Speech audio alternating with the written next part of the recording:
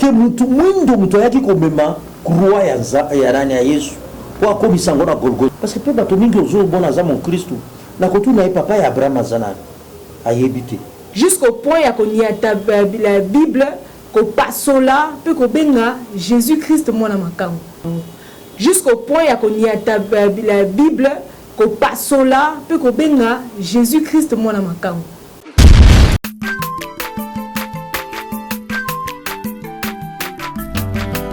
Mwana moto te po akosangai abongwani pete po awangana nzambe ya le Nazarien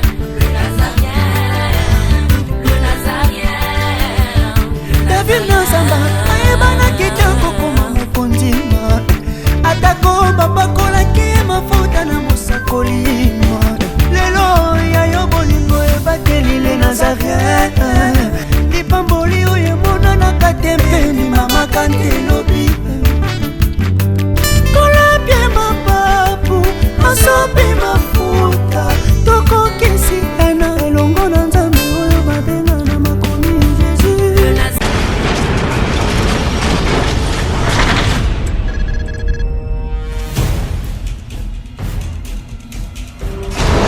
Naolia bakiti na bamesa Atanya ukondoko namona yo achayo na mwamba la minito na kata bena katikata saki fufu. Oui, alors est-ce que tu bonjour. Boni. Et l'autre côté, et puis qu'il y a mon bureau à travailler tes micros. Donc dès que tu as un galère na niveau 0. Tout ça là boy. Moi il n'a pas bon vraiment mingité. Mais nazo tche la bino moi mutio naza nango na agence mon boy Nazareta. qui dit sérieux. Oh. Maman, comment est bon donc yo pesa au futi mbongo tuna partir à poto biso to ya to jibilo. Na bengi ya Scotty. Agence moi ifungami comme na Nazareth. Na kufie. Agence lisusu. Naka sa su mulongo kuna. Pour cela susu. Kuna eza mamba mulongo te. Ye si afuti mbongo kuna partir à poto biso tozo ke ko récupérer biloko oli. Ah tika boyeko. Yeso mona makamba bongo na monte. Bat papa si mbongo kuna biloko ke récupérer biloko oli na agence. Ezalaka. Mais yango bandi. Maman.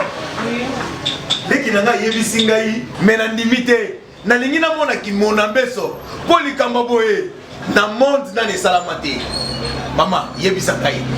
Ba pesi mbongo kuna biso to récupérer biloko kolia awa. Ya solo boutique Nazareta ezali boutique où ezali à distribution ba produits alimentaires. Ah!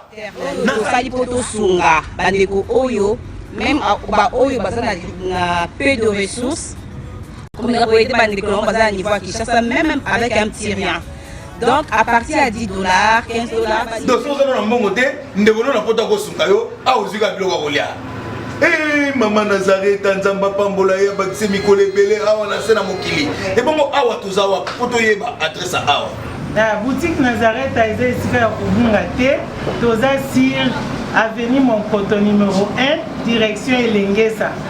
Face à face na église catholique Saint-Vincent. Ah, direction Elengesa, Monkoto numéro 1, à face de l'église catholique Saint-Vincent. Ah, Saint-Vincent d'école. Bon numéro de téléphone, vous avez monté déjà vous avez on a 3 numéros pour Paris, vous avez un numéro pour la Suisse, vous avez un numéro pour la Suède. Ah! Non. Nazareta. Nous allons la Congo ici. Julia, nous allons kangisa kia fufu. Ya modé, yo bandika na fufu. Oui, pour la Nazareta, tu as un système en bimbi, na mbongo shingo. Bon, ok. Vous allez sérieux. Ça qui dit sérieux. Abongwani pete po awangana nzambe ya le Nazarien. Te mbote ya mingi mbote ebele na bana na nzambe nyonso oyo bazolanda www.nazarientv. Merci parce que tous en a esengo makasi ya koyeba que vous êtes vraiment fidèle ya kolanda biso pe bozolanda programme nyonso oyo Nazaréen azo disposer pour na bino topesi bino mbote lipai nyonso bozwami eza ya bino émission Table Sainte toye lisusu na lisolo ya sika lisusu encore na mokolo ya lelo eza wabino la sœur Sarène Njate. Je salue vraiment tout le peuple de Dieu.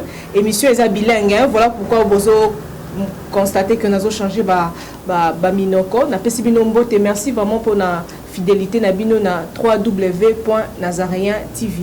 Merci beaucoup peuple de Dieu. Toza déjà na numéro ya sika ya mokolo ya lelo, mais avant tozo le canal to la nzembo moko pour na kokumisa nzambe oya permettre que ngana bino to mona na sous na mokolo ya lelo. Le maître, c'est lui qui renouvelle bonté na chaque matin pour nous, c'est lui qui nous a donné le souffle de vie. Tokena na régie, nous allons rendre grâce à Dieu pour na mokolo ya lelo et puis nous allons revenir pour na émission ya mokolo ya lelo.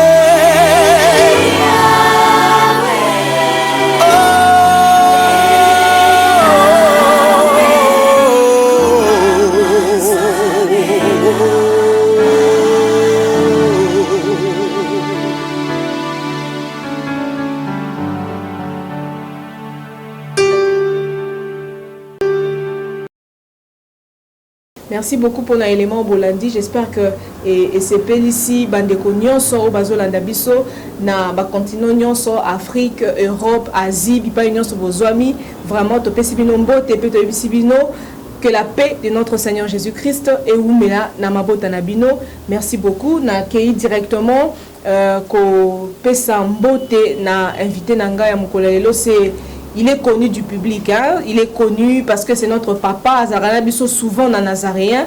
Voilà, je m'en vais déjà saluer l'homme de Dieu, le pasteur Moïse Bayonne, à qui je dis bonjour, papa Moïse. Bonjour, maman Sarène. Boni, papa.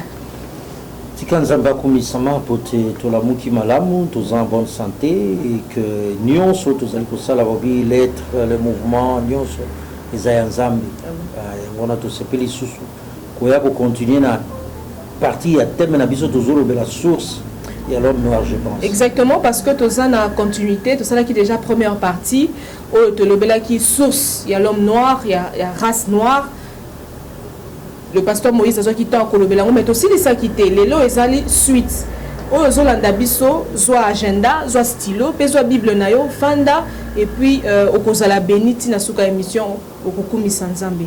Voilà, pasteur Moïse, avant de côté vraiment na kati ya moboko, na ningi yo yebisa bana na nzambe. Ozonga moi sima muke pona bandeko balanda ki bisote ou expliquer parce que to lobela ki la source ya la race noire, ozonga lisusu moto moindo auta wapi en peu de mots, ou meki un peu ko récapituler pona bandeko yo balanda ki bisote. Dengue avant même to banda na pesi batu nyonso mbote na kombo na Yesu. Pour te biso to zalika to yebani pe to zako vivre na tango ya suko kaka na kombo na Yesu. Pona ko zonge la partie to lobaki liboso to bimisa ki likambo ya source ya ba noir par rapport na Bible parce que to lobaki ke biso ba to zali ba chrétien moboko na biso zali Biblia. Nyonso to zana référence na kati ya Bible. Na Bible to moni que batu oyo mususu nyonso bakufa kana tango ya déluge batu tozana ngona mokili bauti à partir à Noé. Totanga ki nyonso na Genèse 9 totala ki partie verset 18 25 to mona ki ke mokili oyo etondi kaka na bato oyo bautaki na ndongo mpe tomoni ke ntango totangaki na psaume 105 totangi na psaume 78 toyei komona David azoloba ke biso tokendaki kobomba na bakoko na biso babombamaki na pays de Cham tolakisaki ete biso bato mwindu biso baafricain koko na biso azali Cham parce que tolobaki ke Noé abotaki azaki na bana misatu oyo babimaki na kati ya masuwa ezali Sem oyo aza mwana liboso, Jafet mwana ya mibale, Cham mwana ya misatu. Sem nde oyo aboti basemite oyo tomoni ntango totangaki na Luc 3 totangaki na verset 23 pe 36 que Jésus auti na Sem toye kotanga pe komona ke Jafet yende koko ya mindele biso toza bakoko Cham nde aza koko na biso.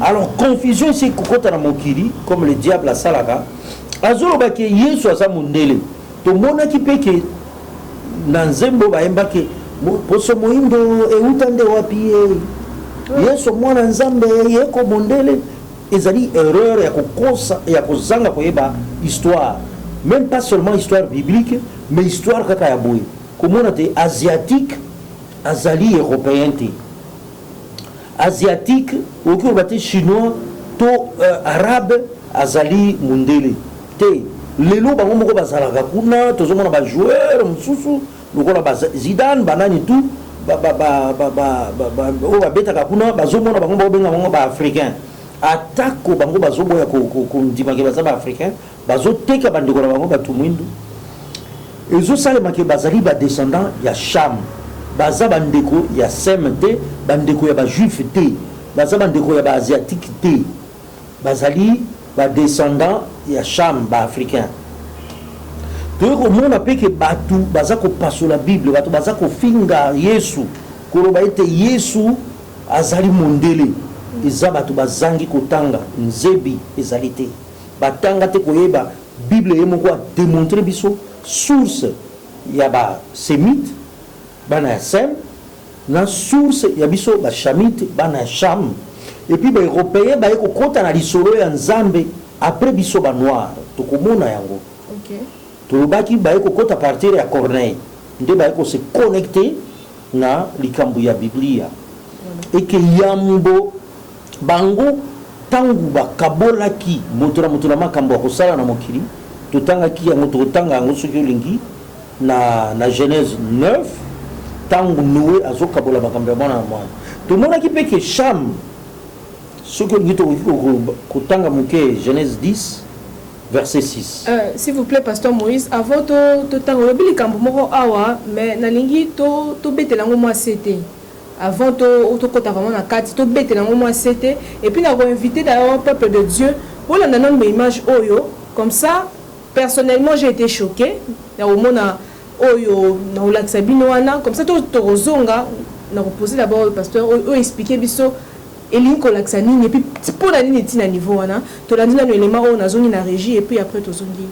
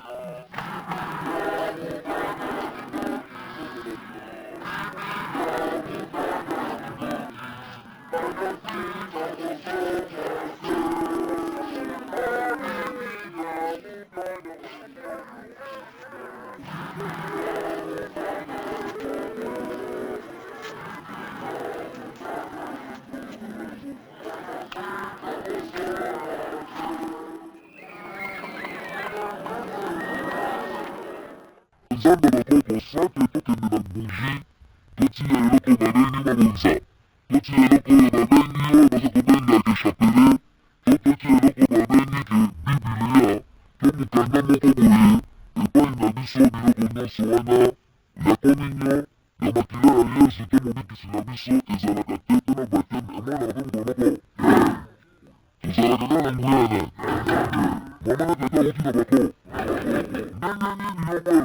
oyo bakoko mobimba okende olanda oyo oyebi ezaka moke mokonoko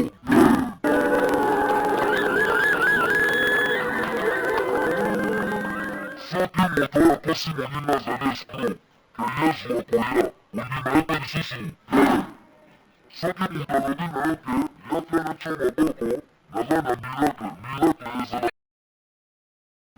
soki paster azala na mosala te akende kolon soki alobi kolone te aya kobiso tolakisa misala ya bila soki bati kembe bangomba nyonso ekoku bakobima basoba mpe bakozala na misala lisusu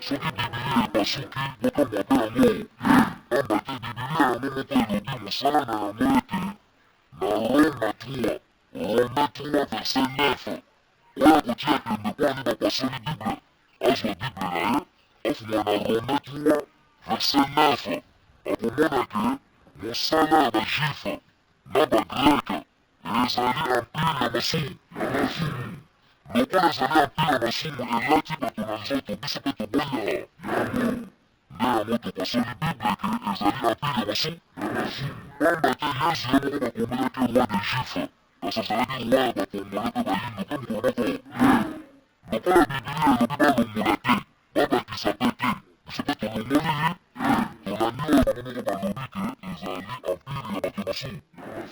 Voilà, j'espère que bana nzambe bolandi élément oyo tukoleka. Pasteur Moïse, tolandi yango vraiment papa na ngai. Tozobeta c'était awa nzamba moyindo bon en fait tozobela origine ya bato moyindo. Mais tala nano acte oyo bandeko ba poser. Soit disant baza bato moyindo baza na nzambe na bango. Jusqu'au point ya koniata la Bible ko pasola pe ko benga Jésus-Christ mwana makango. Bon, oyebi papa na kati yote soki otali bien lelo tozoloba parce que ce sont des faits réels. Na vie actuelle na minute tozoloba bato wana baza ko drainer une foule derrière bango. Et ça na bato mingi bazo ko kene mopanzi wana pour dire que Dieu est injuste. Comment une partie est bénie, une autre n'est pas bénie. Mais comment tu as niveau wana ya ko benga Yesu mwana makangu pasteur bino bozolo baloro te bo vandika kimia boye vous laissez le nom de Jésus être bafoué papa. Merci ma sœur Sarène. Au quoi comment siko l'armée la plus désorganisée. Ezali armée ya ba Christ. Il pa bazako bunda ko beta na masasi bango na bango. Ko bebi sana na maloba na ndenge muka ko sakanati pendant que baza ko finga Yesu na bato mususu et puis lokola mokili eringaka biloko ya mokili okomona bango bako drainer mokili mobile okomona ba mission oyo ezolobela bakamba Nzambe ko intéresser bango mingi te oyo ezopesa ba nuance parce que na émission que Nzambe et Satan akotaka na ba détail ndenge ayebisaki Eve. Oh, bah yebisio ki olia bambuma nyonso te. Zoka na détail wana ndazaka koluka azwaye. Batuna biso ba chrétien, izaka ka musala ya ba serviteur de Dieu te. Izape musala na biso ba tondimeli Yesu. To ba ko comprendre Yesu azanani. Yango boni ke tuzongi na ba origine. Ko ba ke Yesu ya biso ba africain. yesu ya bajuif awuti kaka na nzambe ya noa parce que yesu aza liloba nzambe ya noa wana ndenge tolobaki na émission elekaki biso nyonso towuti na noe nde moto abikaki na déluge na bana na ye à partir ya bana na ye epesi barase nyonso tozali nango totangaki yango na biblia komona ete bulu yeke bulungana ekoti na mikati ya mitu ya biso bakretien olie toluka kobundisa bato baza kolinga kopengwisa parce que il faut faire de toutes les nations les disciples tozali kokende kolobela ke yesu aza mondele bible eza ya mindele pendant que bamindele oyo bayelaki biso bible nzambe quelque part tokotanga yango atikala kopambola bango ya makambo ya nzambe te ayebisaki bango kaka ke bokopambwama kino na ndako ya bana ya sem kino na ndako ya bana ya sham c'est que biso toza bana ya sham ba asiatique baza bana ya sem totangi yango na biblia ke Jésus Christ na Luc ezolakisa ke Jésus kolandisa na ndenge ya mokili abotami na libota ya sem eke ye moko na kuruse tango akufaki alobaki na monoko ya koko na ye Tera oyo azali papa ya Abraham parce que pe bato mingi ozobona aza mon Kristo na kotuna ye papa ya Abraham aza nani ayebi te akanisi kaka ke mokili ebanda na Abraham mosusu kuta azokanisa ke Abraham azalaka liboso ya Noe nyonso eza baerreur wana ezotindaka bato bazocomprendre makambo te base verse na makambo ya mabe nzokande biso tozali bato tosombami na makila na yesu okomona même ke biso banoir toparticipe mingi na lisolo ya biblia koleka mindele aza na likambo ya bible te aye kokota ndenge na lobaki na yo ntango Corneille aye kokutana na parole nde baromain oyo bakolonizaki bajuif baisraélite bango bakolonizaki bango parce que Noé alobaki ke bango bakozwa kino na ndako ya sem lokola esengelaki bazwa na ndako ya sem bango bakolonize Asie bakolonize mpe biso mpe bateki biso po sem aloba ekomami ke biso tokozala baesclave na bango ya solo mpe tozalaki baesclave na bango mokoyo komona ntango tokoevolue na yo na kati ya liloba ke mutu ayaki komema kroi ya nani ya yesu po akomisa yango na Golgotha. Joseph d'Arimathée? Non, Joseph d'Arimathée te. D'Arimathée mutu apesaki kunda. Ok. Simon de Cyrène. Simon de Cyrène. Ouais. Simon de Cyrène, Cyrène eza na Afrique. Yango na Libye. Cyrène eza na Afrique. Donc africain mutu amemaki kurusa ya Yesu akomisi yango na Golgotha. Donc ça va étape moko au moins mindele ba betela kango c'était et yango ndenge koloba yango ba africain bazo souffrir parce que ekulusu ezaki nango ya Yesu ezaki ya ba africain te to bandeko o papa pasteur na moni o lobelengo o survoler ka ko lobelengo penza te donc baza na raison koloba ke ba nyata bible ba benga Yesu ndenge bazo bengela wana parce que sinon bango bazo vivre souffrance par rapport à mindele comme Yesu aza mundele je dis bien c'est non bango parce que tolandaka na ba chaîne locale ba lekaka plusieurs fois koloba ete Yesu aza mundele donc c'est non bango lokola peuple noir africain azo souffrir donc Jésus n'a pas droit on peut pas prêcher la parole de Dieu on peut pas parler de Jésus parce que aza uniquement réservé pour les blancs. Dans souffrance au bas africain bazanango lelo est-ce que ça eza lié te na makambo nyonso wana yango na omoni nzambe esengelaki amiponela libota moko na libota wana nde ya kobikisa mokili mobimba okomona Yesu tango akufi na kurusi akiti kokende kotenya bato bakufaka na epoke ya Noé nzoka bato wana babima na arche te ozolanda c'est que bénédiction na biso euti na Abraham. Biso ça veut dire bana o bauti na Noé. Biso nyonso mokili mobimba nzambe alobi tokopambolama na nzela ya Abraham. Oyo na nzela ya Abraham nde Yesu aye. Yesu aye mpona mokili mobimba. Alors ceux qui mutu se poser question na ezala kwa mutu mituni sikoyo mpona ni biso tozo participer na alliance Noah asalaki na nzambe. oyo atiaki arc-en-ciel tozomona arc-en-ciel ezobima na poto ezobima mpe na Afrique na arc-en-ciel wana mpe nde alliance akoloba ete moto akobuka oyo alonaki ozala mwindu tolobelaki yango mpe nyama ifo akima mutu nyama nyonso wana ezali babénéfice eza badroit biso tozwi à partir ya Noé. Pasteur Moïse, permettez-moi de faire la parenthèse. Eza na bandeko moko babenga bandeko ya lilo parce que je peux me permettre de le dire. Bango ba mi pesa bango ba interdit pour dire que loko boye kolia nyama te bakolia mbisi te bango bamelaka jus na pétrole tout ça. Est-ce que nyonso wana kaka eza pona komi kabola kolobakenga naza moto mwindo na kokosala ominde bazosala te?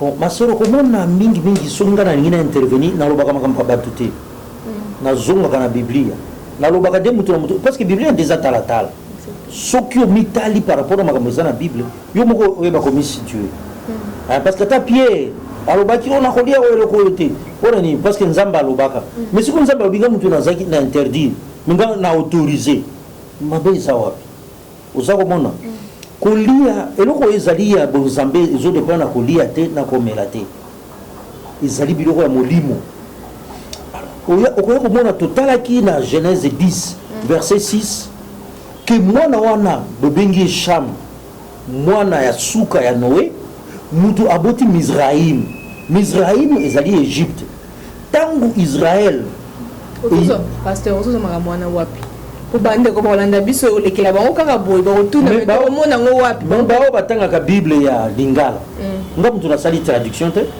batanga na Bible ya Lingala bakomona bakomi Mizraim Égypto na livre nini na Bible ko na Genèse 10 bakele na Genèse 10 mais na version Lingala bakomona yango pe baza ko tia nani couche Égypto ozomona même ceux qui balingi mikolo okoko beta na Google otali Mizraim elingi lobanini obeta couche elingi lobanini obeta pe put elingi kolobanini donc or tolobi Ethiopia elingi kolobakaka muto moindo race noire atozomona bango bakomi lokola pembe boy baza bato mwindu lelo bakomi ko bengana bango kuna ba falasha bakomi ko bengana bango na Israël bakomi ko maltraiter bango po baza ba juif noir ozomona bango nde bazali bana ya Cham yango na psaume totangaki balobi bazali Israël yaki kobombama epai ya bana ya Cham pe bana ya Cham ya liboso prémisse bakufaki tangu Nzambe abomaka bana ya liboso ya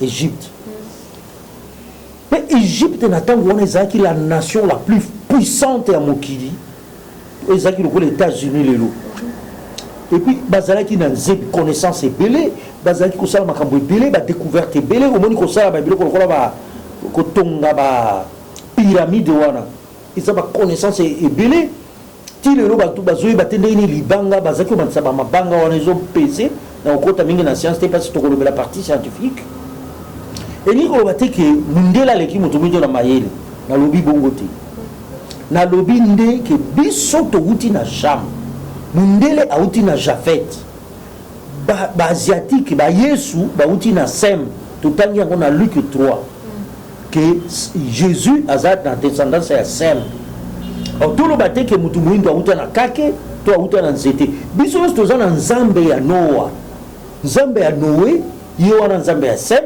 ye wana nzambe ya Japhet ye wana nzambe ya Cham siko mokili ekomi komibimisela banzambe na bango Yesu aye po abikisa na batu bakufa na tango ya Noa na biso batu eye kobotama apres ye soki ondimeli Yesu malédiction nyonso elongwe il n'y a plus de malédiction pour ceux qui sont en Christ ba malédiction wana depuis Cham ba malédiction wana depuis bokoko na biso elongwe siko tokomi na alliance na nzambe ya Noé kolekela Abraham parce que alobi mutu nyonso il faut apambola Abraham pour apambola ma physique et spirituellement pe azwa ba bénédiction mais siko biso tokomi kote ya bénédiction mingi eza mabete mais koya soki osikola mina makila na Yesu donc tout se créé banzambe te Égypte ma soeur a se créé ki banzambe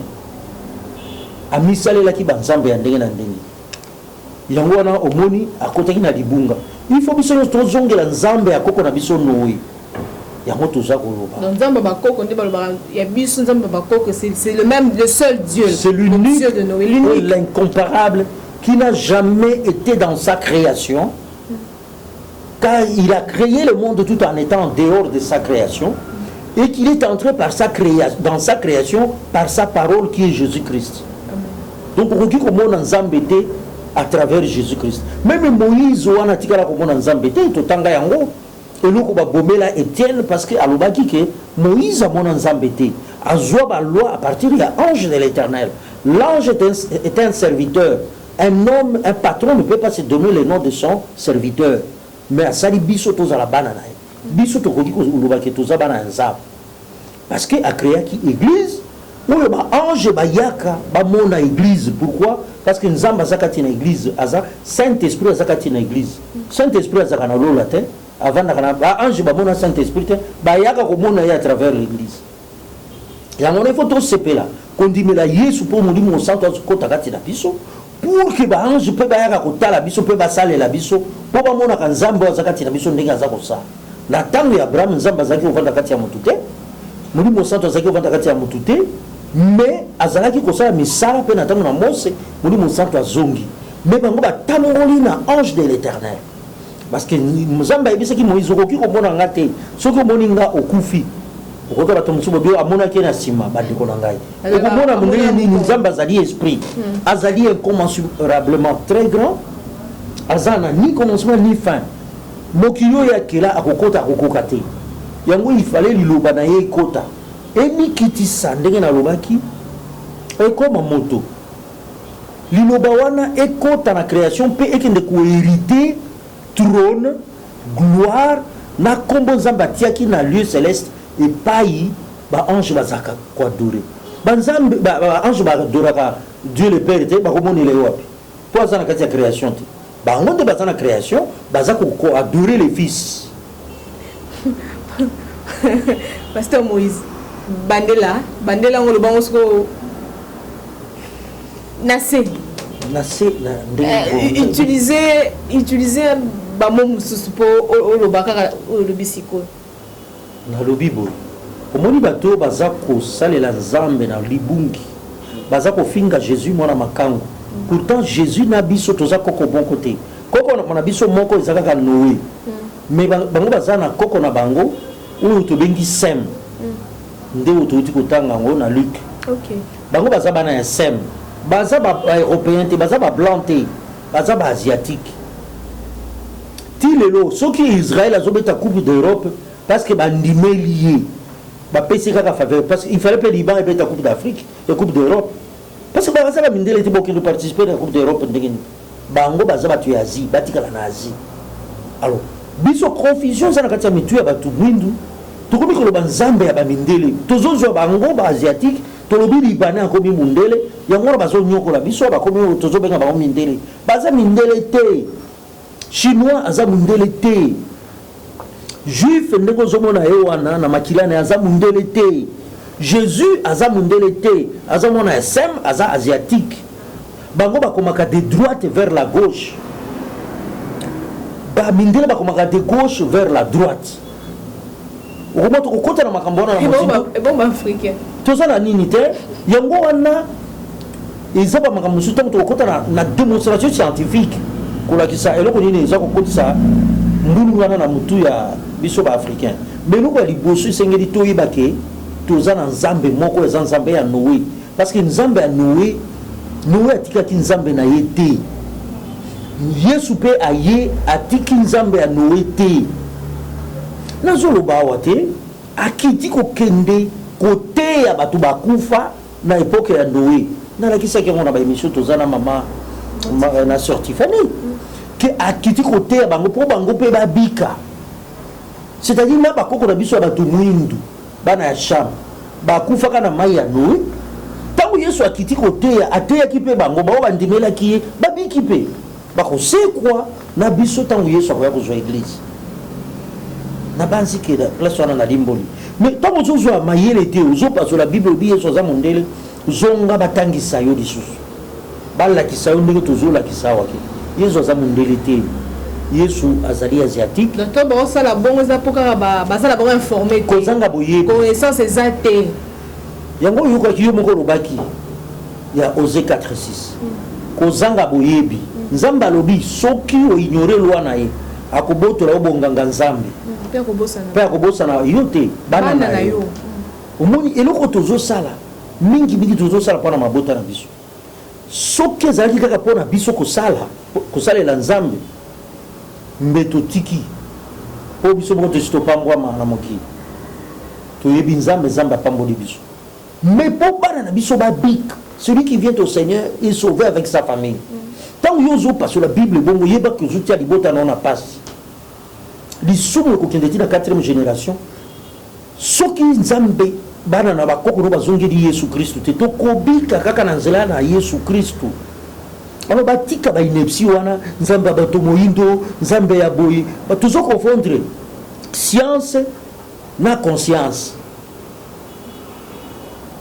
tozondima kolata bilamba oyo euti epa bamindele toza kondima bango nzambe noe ayebisaki bango bino bokoluka kaka bozwi kaka mindele mayele na ezali ndenge nini azwa ayelaki biso bible awa amonike bible eboki na ye te atikeli biso bible azongi biso totikali na bible parce que bible etali biso toza baleki ya suka nzambe alingaka biso mingi mpo toza bana ya suka ya noe alingaka biso mingi okomona abraham bango bazoloba abraham me mona liboso abraham aboti monsa liboso aboti na ye aza nani aza africaine aga oui baarabe wana bazobenga baarabe lelo arabe azongi koteka aoteka banoko na ye donc omoni kozanga koyeba wana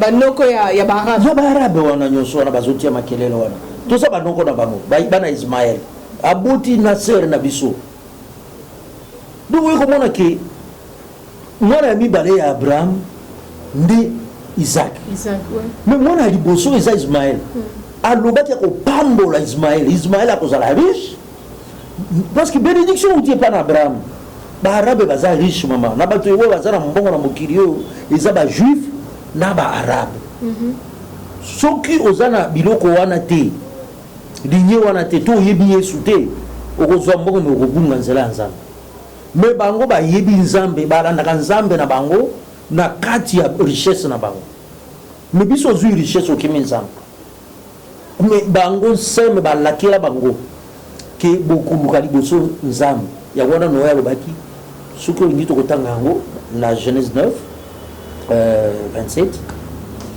okomona nzambe alakeli bango alobi noye ayebisi bango ke bino nzambe na bino apambwama yango nalobaki bareligio nyonso euti epa na bango bato ya asie bana ya sem alors etali kaka bana oyo babotami na abraham te etali linye wana mobimba koya komona ndenge na bi yesu akufeli biso nyonso bana ya noe biso oyo touti na noe na meme baoyo bakufaki avant noe akufeli bango ake koteya bango bakomi bana ya nzambe sikoyo nde unique voix yango wana yeba ke soki oza en dehors ya yesu kristu nano okutani na nzambe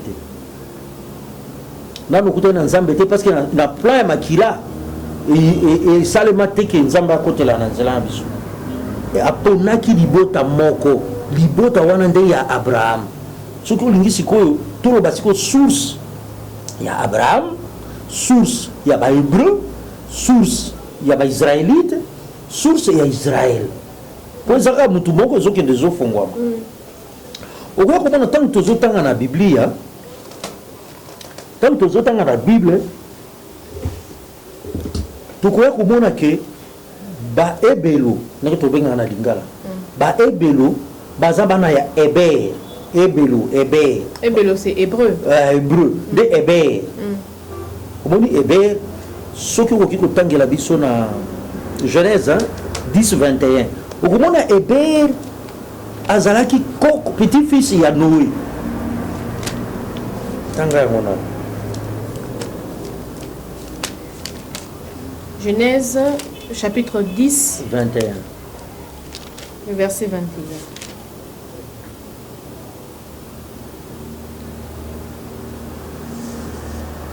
Nous pouvons lire, peuple de Dieu, Il naquit aussi des fils à Sem, père de tous les fils d'Héber et frère de Japheth l'aîné. Oui, il naquit, traduire un peu. Il naquit aussi des fils à Sem. Bana pe babotama kolanda nzela ya Sem. Po tutalaki ya Sham, bazalaki Mizraïm, Égypte, bazalaki Kush, Éthiopie, pe Canaan, pe Kush. Bon siko Sem pe abotaki. Siko bana Sem continue balobi bazali père de tous les fils d'Héber, papa ya bana nyonso ya ba ebelu. Et frère de Japheth l'aîné. Balobi ke Japheth azali frère ya Sem. Sem nde mwana liboso, Japheth mwana mibale, Sham mwana ya misato, mwana ya suka. Biso toza bana ya suka kolandisa na koko na biso Sham. Uzoka. Alors soki totali ke Héber wana nde koko ya ba hébreu. Uzomona. Po totangaki na Luc 3, balobi ke Jésus azali mokitani ya Sem. Tant qu'on tangi à partir du verset 23, 3-23, qu'on quitte avant comme à 36, qu'on mona et pas y à apparaître. Kokoya, tiba koyo comme à Noé, et bako comme à Sem, bako bina Noé. Aux hommes, on a aligné na bango. Alors comment on a que Terra, nde papa ya Abraham. Terra papa Abraham, au Kyotala na Genèse 11, 26. Terra aza papa ya Abraham. Zoka ye akitami na Sem toki. Terra, âgé de 70 ans, engendra Abraham, Nachor et Aaron. Oyoki. Terra wana awuti na Héber. Ye aboti bana misato. Aboti Abraham, pour batu mingi baeba ka papa ya Abraham te. Papa ya Abraham, kombo na Terra, abota bango na 70 ans. Ndenge tolobaki awa, soko kufa avant 70 ans, ezali babe, nzamba lobate to kufa avant 70 ans. To fini ki dossier parce que wana tozo continuer ngona la sœur Tiffany que je salue. La princesse de l'Éternel, la humble servante de Dieu, la députée. Na pesi mbote na molonga ni naye, apôtre yamba mbote na ngai. Alors, ndenge tozolo baboye, oza komona ke Terra mutu aboti batu misato wana. Aboti Abraham, aboti Nahor, bamso balwa Nachor, aboti Aaron. Abraham nde aboti Isaac. Isaac aye kobota tititi babimina Jacob nde lignée ya ba Jésus outi kuna. Ça n'a rien à voir avec bana Cham. Sauf que ba père na bango bazaki bandeko bango ba ko ba cousin. Biso na bango toza ba cousin. To ko mona Nachor. Nachor nde azali papa ya oyo langue bango ba lobaka. Araméen. Il y a le araméen. Ba chercheur beaucoup de comprendre. Au moment où Yesu na croix tango alingi rendre l'âme Odiano bana hébreu, oza munoko ya koko na yebe, alobi sikoyo na munoko ya nani, nao, na shore. Alobi Eloi lama sabachthani. Alobi na araméen. Poko mona nani na Israël balobaka langue nyonso mbale wana. Eza kouta na bokoko na bango. Parce que baona nyonso babotaki. Okoya komona oyo ya suka ezali Aaron. Parce que Nachor wana mutu azali koko ya Betuel o ya boti Rebecca mama ya Isaac. Est-ce que vous avez ndanga tamsu na zako troubler? Non, ça va. Abraham aboti ba Isaac. Abraham pa baraka demi-sœur na Sarai parce que tango na loi ezala kité. Abalaki Sarai o ya komaki Sarah. OK? Petit frère na Nahor place mutu avec Nachor mutu abota Betuel ou abota Rebecca soko talibo kitani na bango ou abota Rebecca mwasi ou aponela Isaac mwasi ya Isaac. OK ozomona mwana suka ezali Aaron ou ezali papa ya Lot ou yonani abimaka naye Abraham ozoyoka neveu po aza mwana ya ndeko na ye Aran donc babota bakika bango misato na bango misato wana bango nyonso baza descendant ya Sem bana ya Tera babanza na okende malembe balembe. Oui, parce que c'est bon, oui. Dès que nous tendons déjà vers les minutes vers la fin, mais ok bango wana misato nde basali kokitana ti to kokoma na Jésus po basangisi kaka bamakila na bango na libota wana nde Nzambe aponi kokota na mokili na nzela ya Abraham. Ozomona parce que Abraham Nzambe ayebisi ye longwa na mboka oyo napesi na mboka na bino kende na mboka ongai na kopesa yo okomona soko lingi toki otanga yango na Genèse 12. Oui, j'espère que tout ça dans moi rapidement. Genèse 12 1, 2 et puis autant 5. Je lis le livre de Genèse, le chapitre 12 à partir du premier verset. Natangi premier verset, deuxième na sauté. Après Natangi cinquième verset. Rapidement je lis. L'Éternel dit à Abraham, va-t'en de ton pays, de ta patrie et de la maison de ton père dans le pays que je te montrerai. Je ferai de toi une grande nation. Ouais. Et je te bénirai. Je rendrai ton nom grand et tu seras une source de bénédiction. Le verset 5 qui dit, Abraham prit Sarai, sa femme, et Lot, fils de son frère, Aaron, pasteur Otto le tout à l'heure, avec tous les biens qu'il possédait et serviteurs. Là c'est la suite, mais ce qui était important, donc tu comprends voilà. Que l'élo Israël ndengezali wana. Mutu apesa ba limite ya Israël wana ndengezali eta lelo Abraham. Akindaki atie hotela a délimité ngo. Ti lelo tango bango bunda ba wela ka limite wana Abraham atie. Donc je pense que pour le peuple de Dieu que mon kirimo bimba tozala bénikaka à travers Abraham, bénédiction spirituelle na autrement si voilà pourquoi même l'Éternel a dit à Abraham, je me rappelle dans la parole de Dieu, il a dit je bénirai ceux qui te béniront. Est-ce que ça a quelque chose à voir aussi? Yango wana tango yozonya tasikoyo Bible zofinga mwana nae okozala béni? Non. Malédiction sur malédiction pour zo bebisa libota na yo parce que tant que toujours pas na Yesu zana mapona mabota na biso eza mingi pona biso te pona mabota na biso. OK. Merci peuple de Dieu to comme na suka na émission na biso. J'espère que vos pambolami parce que nga na pambolami na yebi que bino pe bolandi bo pambolami bo zupetan ya konoté parce que le pasteur Moïse est là a reçoit toujours temps à enseigner biso zoka temps à konoté tanga bipa yo komona que ozo comprendre te après ça numéro de contact na o utiliser comme le papa SMS au mec ko ma pas pour opposer question azara toujours disposé et disponible pour nous sa réponse. Mais papa je m'en vais vous donner le mot de la fin pour la émission à mokolo ya lelo o yibisi ba na nzambe nini oyo ba 8 ans ya kolanda biso. La caméra est là, adressez-vous directement au peuple de Dieu. Merci peuple de Dieu. Na banzi tukaboli mwandambi ya lipa ngana zwaki pour motra motozana iteni ya zozwa. Esengeli apesa bamisusu lokola Yesu tolobaka apesa moto lipa ya mobimba te nga mpe naza na posa ya lipa oyo oza nango limbisa ngai soki na tutisi motema na yo mais tozolobela kaka nyonso outi na biblie tika Nzambe apambola biso apambola mokili oyo ya biso mpe apambola kombo na ye Yesu Kristo napesi biso mbote soki mpo na numéro ya téléphone allez-y papa plus 243 85 049 16 87 nazaka polele ti minuit ya oyo ya biso kobenga na après minuit te Nzamba pambola biso na pesi mbote pe na le Nazaréen na ba nyonso bazali ko sala ezali boso kamera ezala wapi tika Nzambe to pambola le Nazaréen po ekomeli biso. Voilà to pambola le Nazaréen po ekomeli biso Nzambe apambola bino nyonso oyo bolandi biso. Merci pour la fidélité na bino.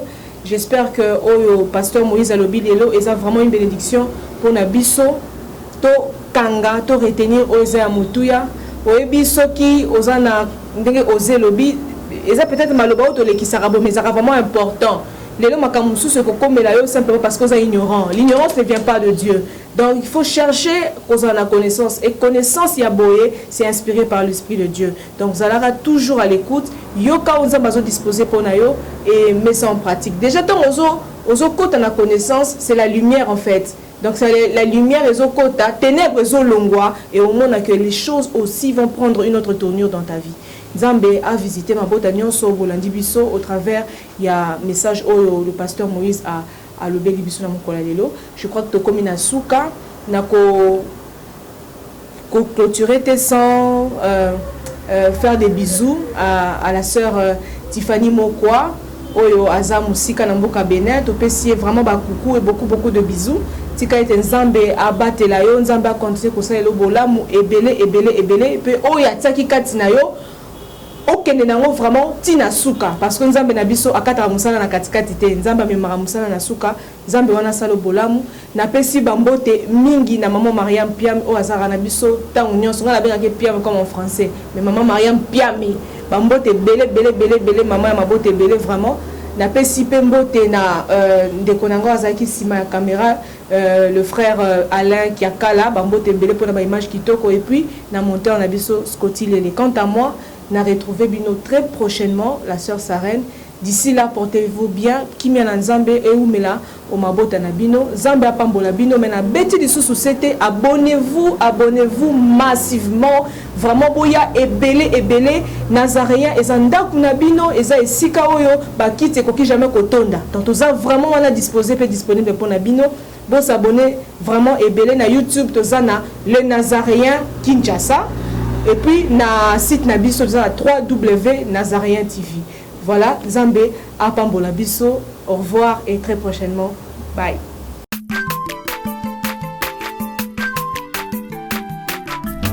Azamwana motote, boa kosangai. Abongwa ni pete, boa wangata. Zambé alona.